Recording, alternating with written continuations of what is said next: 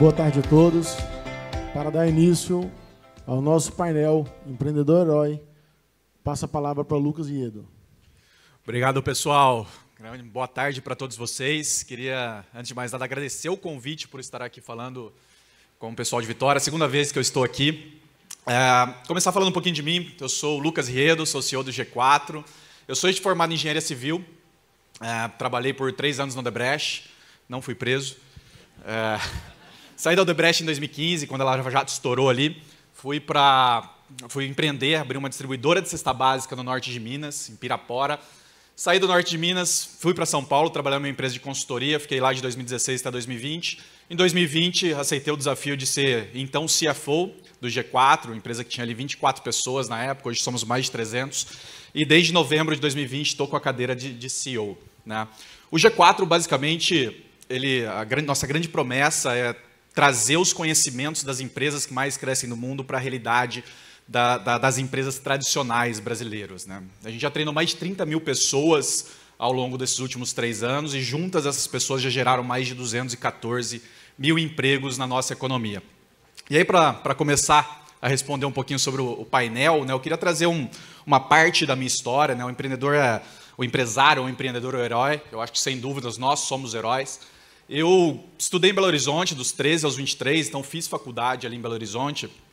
E Belo Horizonte é uma cidade muito tradicional. Né? Acredito que Vitória também tem alguns aspectos assim, mas Belo Horizonte é a pessoa que você é amiga na pré-escola, geralmente você vai frequentar os mesmos círculos sociais. Então tem uma cabeça muito tradicional em Belo Horizonte. E na época que eu fui fazer vestibular, lá em 2007, 2008, existia basicamente 2 opções, ou você era mal visto. Ou você fazia medicina, ou você fazia direito, medicina para ser médico, direito para fazer um concurso público, e se você fosse fazer qualquer outra coisa que não fosse isso, você seria mal visto. Pô, esse cara vai fazer engenharia, esse cara vai fazer administração, isso não existe.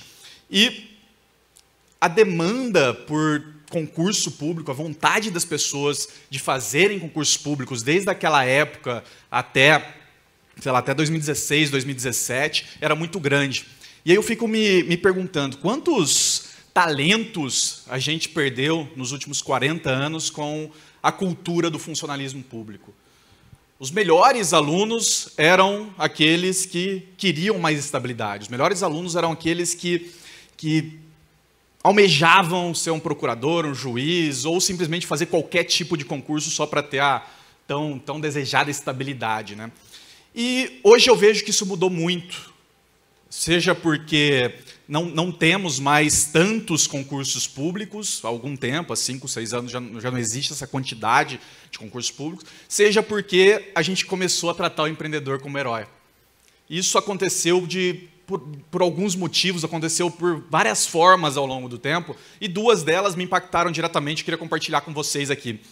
A primeira delas, eu estava ali em 2011, estava no meio da faculdade, sempre fui um péssimo aluno, eu estava ali para ser 60% de presença, 75% de presença e 60% de nota. Eu queria simplesmente conseguir meu diploma para sair logo dali.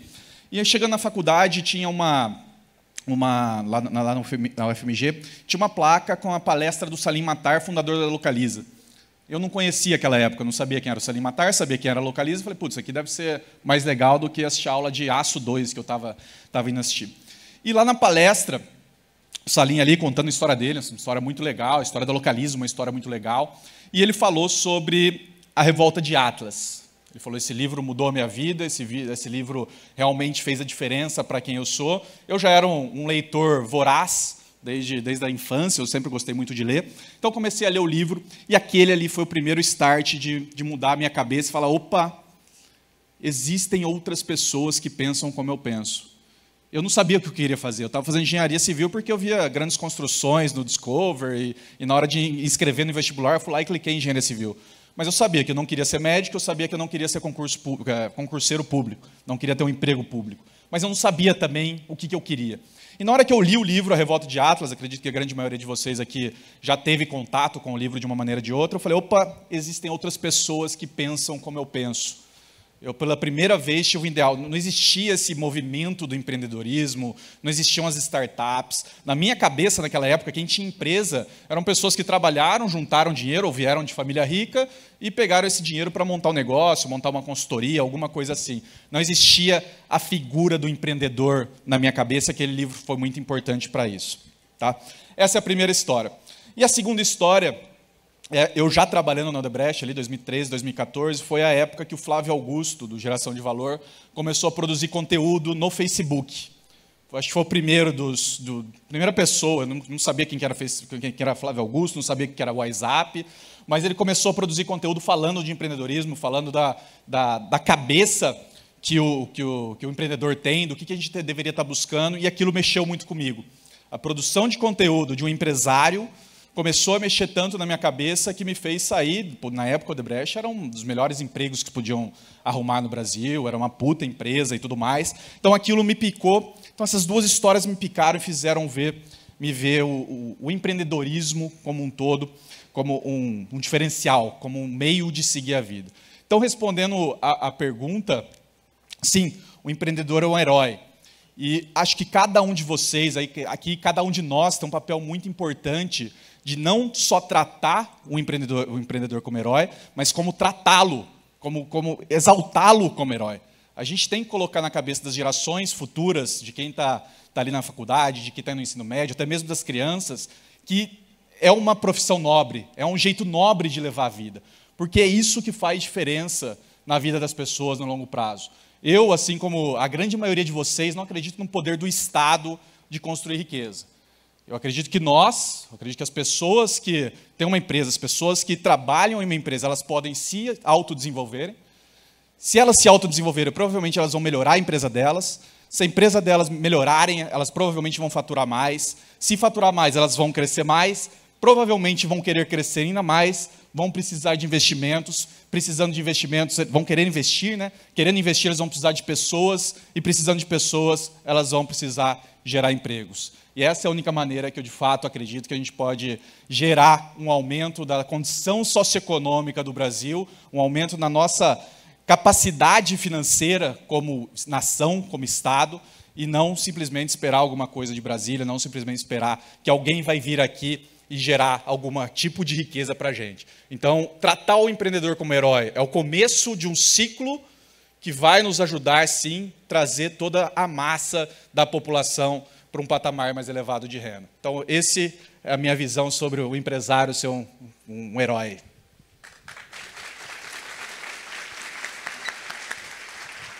Muito obrigado, Lucas.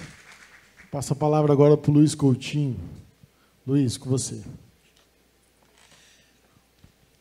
Olá, pessoal. Bom dia, boa tarde. Bom, primeiro quero agradecer aqui o Lucas Mendonça, presidente do Instituto dos Líderes do Amanhã, pelo convite. É uma honra estar aqui. Em seu nome, quero cumprimentar todos os associados, né, desse corpo aqui tão bacana, tão inovador, né, que, inclusive, nos inspiram também, tá? Por que não? Parabéns, Lucas, pela sua fala aí, tá? Bom, pessoal, vamos falar um pouquinho aqui do nosso grupo. E a gente sempre inicia, nós temos um slogan, cada dia é melhor. Cada dia realmente fazer algo melhor do que o dia anterior. Isso em relação ao nosso dia a dia na gestão, seja em relação ao nosso colaborador, em relação aos fornecedores, ou mesmo junto ao cliente. Então, nós persistimos muito nessa linha aí. E nessa linha do tempo, nessa trajetória, não dá para falar sem a gente considerar aqui essas duas pessoas que eu amo, que eu admiro muito, que são os meus pais. Mário e Ruth, em 63, já 67 anos atrás, desenharam de Afonso Cláudio, interior de Afonso Cláudio, quer dizer, interior do Espírito Santo, vinha para Vitória para buscar se desenvolver, para os filhos poderem estudar ou trabalhar, isso com 11 filhos, na época eu tinha 8 anos de idade. E ele vendeu a propriedade dele, com o dinheiro que tinha, comprou uma casa em Jardim América, em Cariacica, aqui próximo, né, e um terreninho para depois botar um ponto comercial. E lá no interior, o que ele fez? Ele vendeu as criações e a propriedade e trouxe vários alimentos para cá, inclusive carne, bovino, suíno, nas latas de querosene, com banho para conservar. E aí o vizinho perguntou, para que isso, Mário? Ele falou, ó, nós temos comida para 3, 4 meses. Se nós não tem volta, é ir para dar certo. Mas nesses primeiros 3 meses nós temos que comer, se caso não conseguirmos emprego, se o negócio não der certo lá. Enfim, então meu pai com muita persistência, objetivo muito claro, e aliado com a minha mãe, com muita humildade, muito simples, essas duas competências sempre nos norteou em persistir, né, em ir avante, sempre olhar para frente. E ele sempre que nos alimentou como filho, né, a mim, inclusive, então, essa vontade do meu pai, essa persistência, né, aliada da minha mãe, isso foi base para a gente estar prosseguindo e seguindo a vida aí. Em 78, nós montamos em Jardim América o nosso primeiro negócio, um autosserviço com 120 metros quadrados. E para começar esse negócio, como todo começo, sempre temos várias dificuldades, a gente tinha aí 4 grandes desafios. Primeiro, o capital de giro. A única coisa que meu pai tinha no momento lá era um Fusca, com cerca de 8 anos, e eu tinha 2 linhas telefônicas. Aí nós vendemos, com esses ativos, nós demos início na montagem da loja, iniciamos o processo. E como concorrer? Quer dizer, como competir, como levar o produto para os clientes com variedade, preço competitivo, se nós não temos ganho de escala? Era apenas um autosserviço, uma mercearia de porta aberta, né, concorrendo com grandes mercados no bairro. E aí a gente começou a dificuldade, comprando sempre atacado, uma dificuldade em abastecer a loja. E nesse momento, o que a gente fez? A gente identificou outros colegas nossos também de pequenos comércios que tinham as mesmas dificuldades, tinham as mesmas dores. E começamos a comprar junto com mais 2 colegas nossos também de pequenos comerciantes. E ali nasceu, que hoje chamamos que é a Central de Compras. A gente acabou criando em 79 um modelo de negócio que hoje está no Brasil todo, só aqui no estado tem mais de 30 centrais de negócio, ou centrais de compra e tal. E na época a gente procurou o Sebrae, hoje o SEAG, para nos ajudar a formatar esse processo, tipo essa cooperativa, né? Então a gente venceu o segundo passo, ganhando escala, né, em parceria com outros colegas nossos, que teoricamente seriam concorrentes, mas não é, são aliados nossos. E em seguida, 2 anos depois, a gente ia plena sociedade, já tinha 3 irmãos que trabalhavam conosco, um tinha 16, 15 anos, outro 17, era uma carteira assinada. Falei, pai, vamos trazer ele para o nosso negócio, vamos tornar sócio também. E aí nós queríamos um incentivo para esses 3 irmãos, e mais a minha esposa, que tinha acabado de casar, demos a ele um incentivo de participação. Ou seja, trouxemos para a sociedade, né? Já que o papai tinham 10 filhos, tinha mais 7 filhos que não estavam na operação, então incentivamos esse que estava trabalhando com a gente, e durante os próximos 5 anos, se ele continuasse conosco, eles tinham 10% de participação. Se ele saísse nesse período de 5 anos, ele teria cada ano 20%, ficasse 5, eles teriam 100%. Ou seja, é dividir para somar e trazer para o negócio. Venceu os 5 anos, sentamos, e aí, ó, nós temos Y hoje, começamos com X, continuar, não, vamos continuar, o negócio está bom. Aí, de fato, formalizamos o contrato, trouxemos para dentro, a empresa foi crescendo, desenvolvendo. Outro ponto também, a prática da gestão, sempre, desde antes, lá com uma venda de 120 metros quadrados, até o momento, sempre procurando evoluir, que é um de nossos valores, né, constantemente, não só na gestão, né, mas em todos os processos, buscando melhoria. Falar um pouquinho de hoje, do nosso grupo, é o seguinte, nós estamos hoje sediados no Civite 1, aqui em Serra, onde tem a Central de Distribuição e Administração, numa área de 165 metros quadrados, de terreno naturalmente, com CD, área construída de 26 mil metros, e um galpão de área de planta baixa, um 14.400, já inclusive em expansão, mais 10 mil metros de área para contemplar os próximos 5 anos de crescimento da empresa. Nós atuamos também em 3 bandeiras, no Extrabom são 33 unidades, em 8 cidades, sendo que nós estamos segmentados essa bandeira em 3 divisões, lojas que posicionam mais na classe média, um outro grupo na classe média alta e outro grupo na classe média alta mais. Ou seja, a marca é a mesma, mas a gente trabalha segmentando, né, E aí, desde o projeto arquitetônico, em relação ao mobiliário, em relação ao sortimento, a gente faz de acordo com esses grupos da segmentação. Atuamos também no atacarejo, começamos há 2 anos e meio. No Grama agora tem uns 20 dias, a 7ª loja de Jacaraípe, né? Atacado Vem. É um formato que vem caindo no gosto do consumidor, até pela necessidade. São lojas mais desprovidas de serviço, com custo mais baixo, mais competitivos. Está indo muito bem também. E temos também o Extra Plus, que é um formato mais sofisticado, tem uma linha de produto mais elaborado, loja pequena, em torno de 700 metros. Inclusive, nós estamos remodelando essa operação, inclusive o Yuri, também aqui do Líderes, também é o nosso coordenador desse projeto, que está aí impulsionando, né? Então, nessas 3 bandeiras, né, com propostas bem definidas, tem posicionamento, a gente vem atuando aí no nosso estado. Falando um pouquinho ainda da nossa empresa, nós fomos agora no último anuário aqui do IEL, da FINDES, né? Nós fomos contemplados lá como o 2º maior empregador do Espírito Santo, com 5.888 colaboradores, a 3ª melhor empresa para se trabalhar no Espírito Santo, a 9ª maior empresa capixaba, faturamos no ano passado 1,5 bi, e temos uma ambição bacana para os próximos 3 anos, e a 2ª maior varejista do estado, né, com 1,5 bi também naturalmente. E temos como ambição para 2025 dobrar o tamanho em relação a 2021, chegarmos a 50 lojas com 13 bi de faturamento. Bom, olhando um pouquinho para frente, hoje para frente, o que tem como grandes desafios? Formar a próxima geração, muito ligado com o desafio inicial, mas mais atual, ou seja, não só a relação promovendo a minha sucessão, mas também todo o corpo gerencial da diretoria, a gente vem desenvolvendo o pessoal junto com parceiro, com consultoria, inclusive o Fabrício, que está na linha sucessória, da diretoria hoje, 3 já se reporta com ele, 2 vai agora em 2023, em 2024 nós já formamos o conselho de administração, já caminhando na linha da governança. O segundo desafio são o atendimento às exigências legais. A gente vive, até por estar na ponta, no varejo, assim, tem uma agência muito grande, ou seja, a complexidade do setor da área tributária, as regulamentações das NRs, enfim, uma série de coisas que às vezes nos amarra e faz com que muitas das nossas pessoas-chave tomem um grande tempo cuidando dessas coisas que, no fundo, não estão na atividade fim, foge até um pouco do nosso business.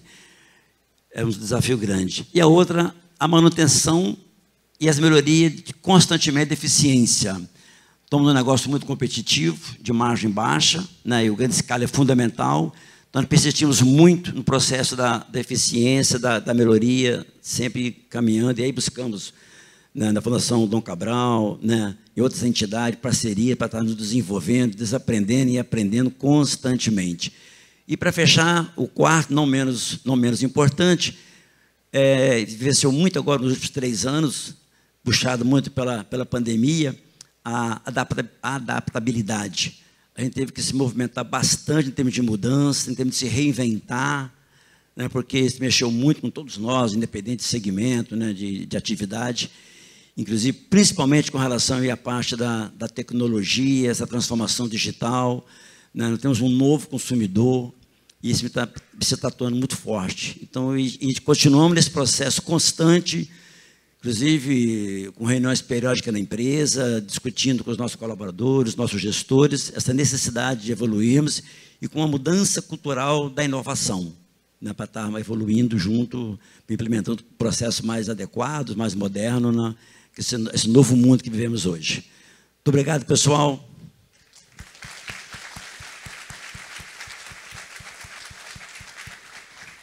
Muito obrigado, Luiz. Eu vou começar com você, Lucas. Eu, por definição, eu entendo que o empreendedor é um indivíduo que tem a capacidade de solucionar problemas, de investir algo produtivo para a sociedade. E eu sei que, na sua experiência lá na G4, eu já vi você falando de treinar donos, né? E convive diariamente com esses empreendedores.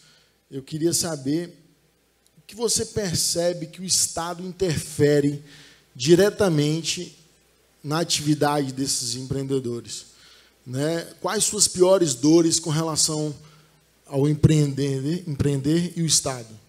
Felipe, acho que até um pouco da resposta veio aqui com o Luiz, né? Acho que é um pouco...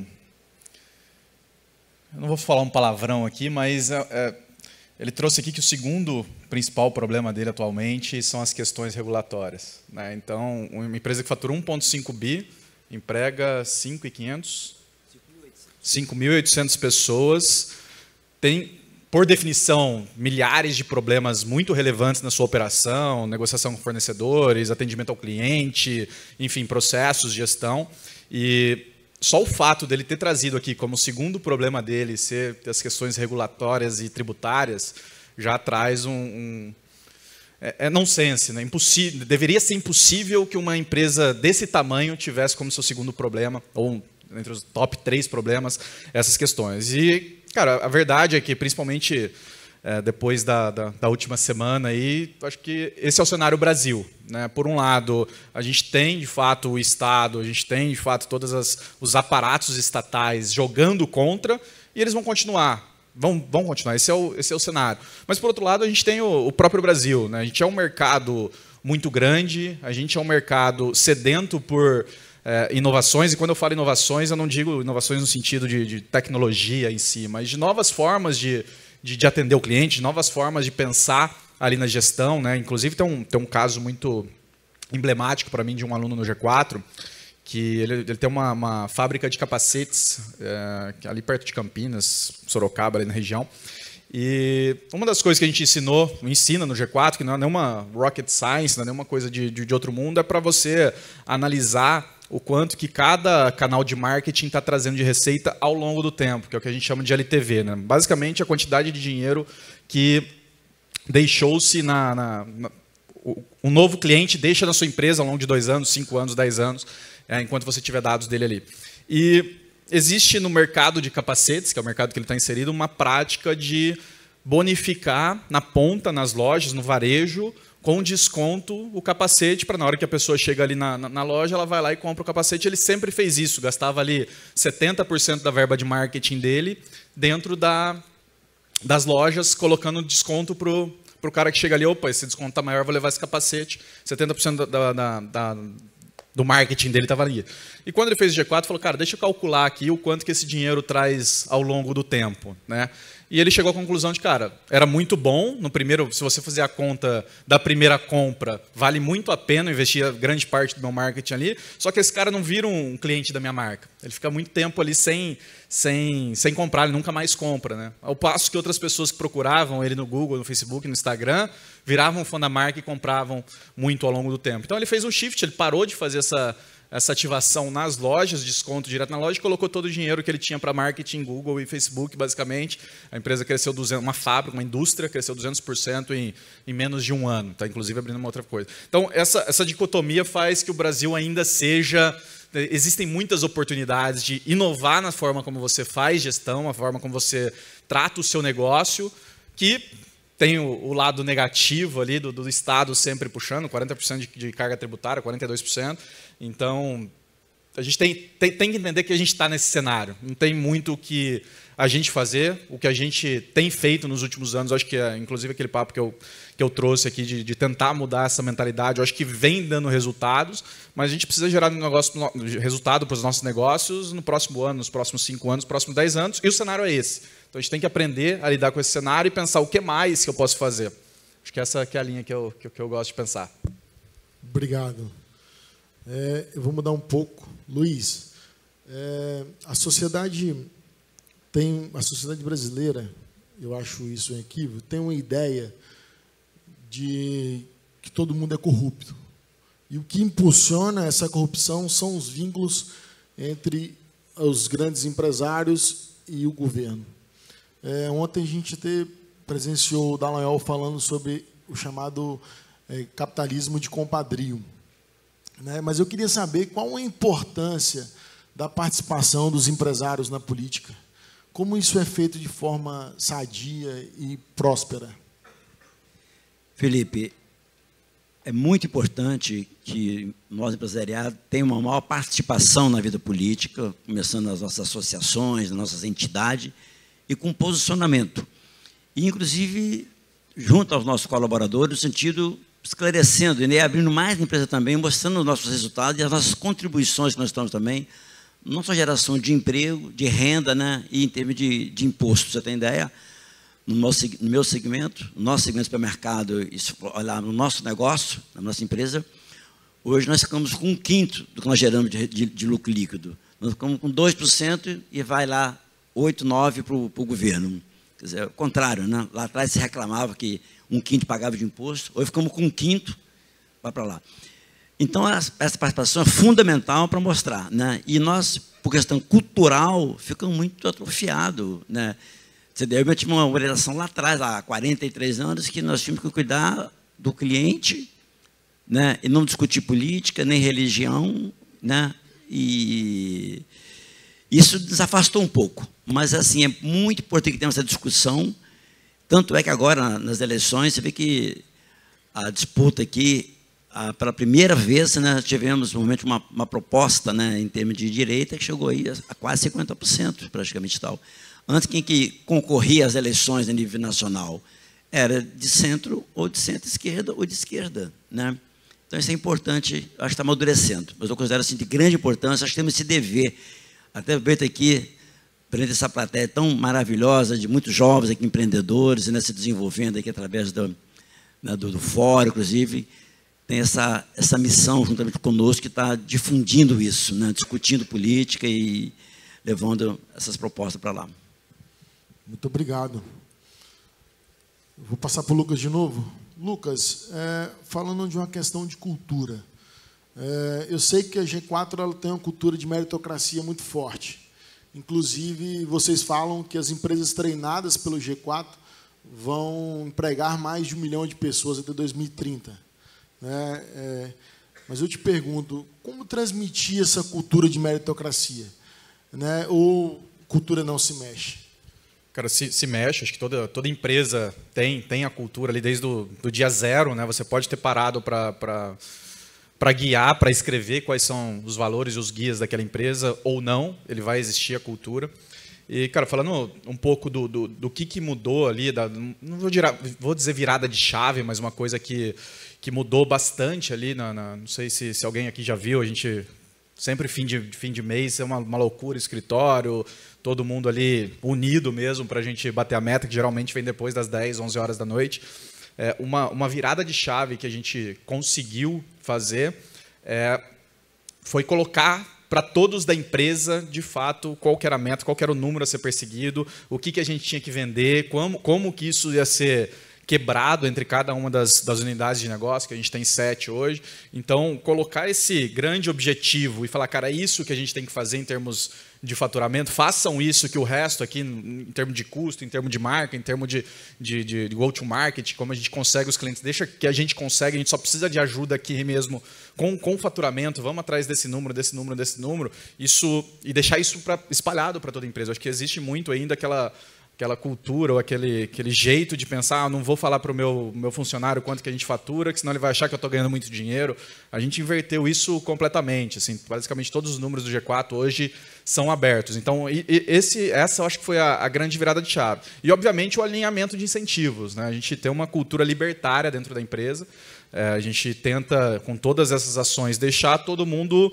Todos os vetores da empresa, cada pessoa é um vetor, né? Todos os vetores mirados para aquela direção que a gente quer. Então, está claro ali que se a gente crescer, a gente vai investir mais, se a gente investir mais, a gente vai precisar de mais pessoas, eles vão provavelmente ganhar mais dinheiro. Quem tiver no longo prazo com a gente vai ganhar dinheiro com a valorização da empresa, através dos programas de sociedade que a gente tem, e quem não tiver vai ter passado por um tempo por uma empresa de alto crescimento que vai ter ali o carimbo, eu trabalhei no G4, isso vai te possibilitar ou abrir seu próprio negócio, ou entrar em outro negócio num cargo acima. Então, acho que esse alinhamento de vetores combinado com esse objetivo muito claro foram as viradas de chaves mais clássicas, mais claras que a gente teve ali nos últimos 2 anos. Por favor, Luiz. Posso pegar um gancho aqui na resposta do Lucas aqui? Muito bem colocado. Eu, inclusive, Nós temos lá na empresa, toda semana tem a integração dos recém-chegados para estar na nossa empresa. Eu sempre passo uns 30 minutos com eles e faço uma pergunta. Eu faço a pergunta já, inclusive, há décadas. A resposta sempre é a mesma. Quando eu pergunto para esse corpo de futuros colaboradores, estou ali no primeiro, segundo dia de integração, eu pergunto para eles quanto que eles imaginam que nós, supermercado, nós, Extrabom, fechamos o balanço final do ano de resultado. A margem líquida. Né? E fala, no faturamento, digamos, de X milhões numa loja, né? A conta pessoal, despesa, aluguel, babá e tal. Quanto você sobra no final ali e tal, para a gente reinvestir?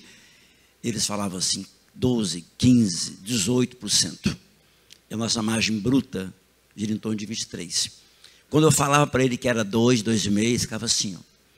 Então, o que a gente fala na empresa, não só praticar muito a questão da meritocracia e divulgar isso com eles, mas apresentar loja a loja o resultado daquela loja para eles, tá? Porque eles não imaginam, eles veem que a gente ganha muito mais do que ganha. E quando eles sabem do nosso resultado lá na última linha, eles passam até a ter dó da gente, digamos assim.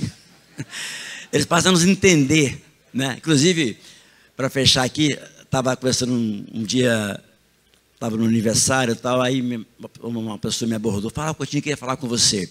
Eu estava na loja de goiabeiras, fazendo compra, e aí eu estava comprando, minha compra minha irmã comprando também, eu cheguei no caixa e falei assim para a mocinha, seu patrão está ficando rico, hein?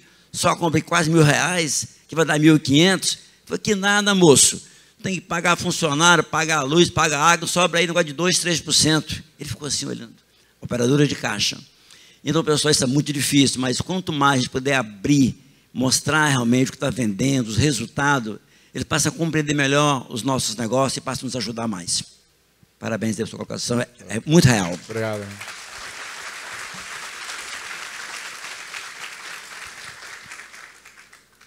Só uma resposta rápida sobre esse mesmo tema que a gente vem falando da cultura. O Grupo Coutinho passa pela transição agora de gerações, como você falou. Né? A gente foi numa visita lá no grupo e a gente viu que vocês investem muito em pessoas. Eu queria saber dessa transferência de cultura sua, a do seu pai, da sua mãe, que você mostrou ali, para os seus sucessores e para os seus colaboradores. Como você transmite isso? Como isso vai para frente? Como o seu legado vai continuar? A gente tem essa preocupação desde a época do meu pai, que é a primeira geração, eu vivenciando a primeira e a segunda, eu olho a terceira já chegando, já dividindo a nossa direção conosco já. Está procurando sempre conversar e sempre mais do que falar, está de forma natural dando um exemplo. E me inspiro aqui em muitas empresas, que eu aprendi muito também, inclusive aqui a Águia Branca, da Vaga, eu já visitei por mais de 2 vezes, o processo de gestão, o processo de governança, o processo de educação das pós-gerações, né? Lá atrás, eu visitando, inclusive, na época, a Garoto, cerca de uns 20, 25 anos, com o Helmut, a gente foi almoçar, entramos lá no refeitório, onde ele me levou para almoçar, junto com os demais, com todos os colaboradores operacionais, e assim fazemos também. Fazendo a sua pergunta, é uma forma muito natural, mas pegando muito em alguns valores, e uma delas é a questão do respeito e da humildade. E sempre lembrando da nossa origem, né? Ser mais simples, ser objetivo, tratar as pessoas com muito respeito, porque no nosso negócio é pessoa atendendo pessoa o tempo todo, seja cliente, fornecedor, colaborador e tal. Então, Felipe, eu diria o seguinte, conversando, e eles recebem muito bem, né? Inclusive, desde quando inicia o processo de estágio na empresa, quando entra para a graduação, sou convidado a participar, eles passam 3 anos na empresa, e o primeiro ano vivenciando a área operacional, embalando compra, repondo mercadoria, saindo na padaria, limpando máquina, fazendo pão. No segundo ano, trabalho com os encarregados, que é o nível médio da loja. No terceiro, com o corpo gerencial, o gerente, 6 meses depois na central, mais 6 meses com os encarregados, gerente de departamento ou coordenador. Vivenciando e avaliando em cada período desse, independente do seu pai, o seu tio, o seu acionista e tal. Isso tem dado certo. Obrigado. Lucas, você falou da Revolta de Atlas, eu sei que você já leu várias vezes, eu também sou entusiasta de Ayn Rand, acho que tem muitos aqui. Tem uma frase muito marcante para mim, que ela fala assim, quando você perceber que para produzir precisa obter autorização de quem não produz nada, quando você perceber que a corrupção é recompensada e a honestidade se converte em autossacrifício, então poderá afirmar sem temor de errar, que a sua sociedade está condenada. E aí, para a gente encerrar esse painel, eu te pergunto, estamos condenados ou temos perspectivas para um futuro próspero? A gente precisa de um herói. E acho que aqui a gente tem alguns heróis, muitos heróis. E não sei se felizmente ou infelizmente ainda não surgiu um John Galt para vir aqui e fazer a gente cruzar os braços, mas acho que ninguém aqui seria feliz cruzando os braços, deixando o mundo, deixando as nossas empresas, ou desistindo dos sonhos que a gente tem, desde que os seus pais, Luiz, construíram, começaram um grupo. Então, não estamos condenados. Eu acho que tem muita coisa para a gente fazer, tem muito trabalho de formiguinha para a gente conversar. Eu acho que só o fato da gente ter uma sala aqui com tantas pessoas olhando para esse assunto já é um indicativo que no futuro a gente vai de fato conseguir mudar as empresas. Acho que muitos já foram mudados. Se você conversar com empresários que lidam muito com o segundo nível de governo, ali de ANS, a NTT, enfim, todos os órgãos ali, seja de petróleo, de saúde e tudo mais, a gente já vê algumas mudanças, a gente já vê algumas coisas evoluindo para que o Estado deixe de ser. E, cara, voltando a falar um pouco de eleição, mas pela primeira vez a gente teve candidatos, tanto de governo quanto de Estado, falando sobre privatização abertamente, falando sobre reduzir custo, reduzir burocracia, que fez A, B e C para reduzir. Então, se a gente pode pegar 2014, era um xingamento, falar, você vai privatizar alguma coisa. Então, hoje a gente já está vendo um movimento de, opa, eu privatizei, eu fiz, eu melhorei, governo digital e tudo mais. Então, são indicativos de que a gente está num caminho. Vai demorar para chegar? Vai, talvez agora até mais. Mas é um caminho que a gente tem que seguir, a gente está seguindo, pode não ser nos próximos 4 anos, nos próximos 5, mas com certeza nos próximos 20, 30, 40, eu acho que todo mundo aqui está jogando o jogo do longo prazo, a gente tem melhorias aí pela frente, então não acho que a gente está condenado, não, tem muita coisa para a gente fazer. Obrigado, queria agradecer a presença de vocês, a oportunidade, uma boa tarde a todos. Uma salva de palmas para Lucas, Riedo e Luiz Coutinho.